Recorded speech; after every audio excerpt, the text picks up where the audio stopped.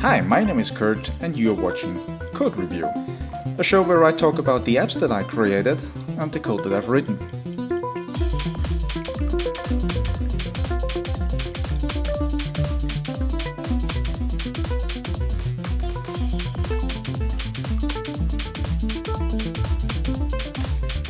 This is what Rudi looks like on the home screen. Of course, you have the app icon and it comes with the widget that comes in 3 different sizes, small, medium and large. Once you open the app, the first time you open it, it will immediately fetch the JSON data from the governmental server.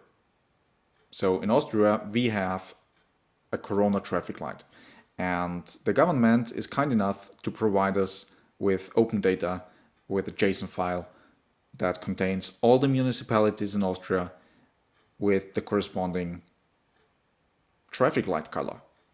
And it's a little odd because it has 4 colors and usually traffic lights have 3, but that's the way it is. So it downloads the JSON data and Rudi lets you choose your personal municipality in the settings screen. We have chosen Ansfelden, but you can choose any municipality you want, like Absam.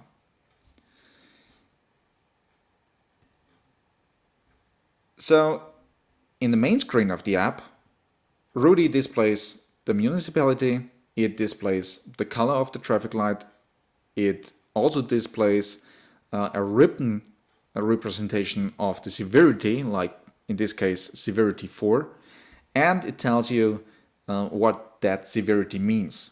It means it's uncontrolled and it's vast. And right below it tells you when was the last refresh of the JSON data, and it tells you how old is the JSON data. So you see it was refreshed on November 2nd, which is today, and the data actually is from October 29th. You can then choose to refresh the data yourself or let Rudi do the job and refresh the data every 24 hours, whenever you open the app, of course. So that's what the app looks like, and that's what the widget looks like. The widget looks very much like the app. Of course, if you use the big widget, you can then choose to use a smaller widget. As I said, it comes in 3 different sizes. You have the small widget. The small widget will only display your current municipality and the traffic light that is accurate for the municipality at the moment. It will not show the other traffic light colors that could be in another time. And finally, the medium widget.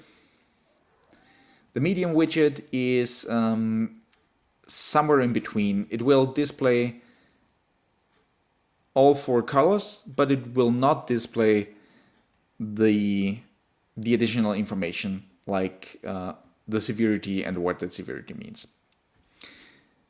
So that is what the app looks like. And now let's talk about what the app uses. The app uses 4 major iOS buzzwords, I'd say. Number 1 is CoreData. So the app relies heavily on CoreData. It fetches the JSON data from the web and then loads it into CoreData because it's way faster and way easier to handle CoreData than to scroll or than to iterate through a JSON object. It uses app groups because you have to use it in some way to not have double the data. So the way this works is you can either decide to not use app groups and have the widget and the app both download the JSON data and save it into their own CoreData like container, or you use app groups and all the components of your app can access that and have the same data. And you don't have to download it twice. You just download it once and you can access it. The third iOS thing that it uses is, of course, Swift. I never learned Objective-C. I tried to do it. I didn't get around it. And so it uses Swift. Swift is an incredible language. And finally, it uses SwiftUI. And I think SwiftUI made this app way easier than UIKit would have done it. So those are the four major things that this app uses, and they work together very well and made developing this app so easy. So that's it for this episode of Code Review. And next time we will actually have a look at Xcode and the app's code and really review the code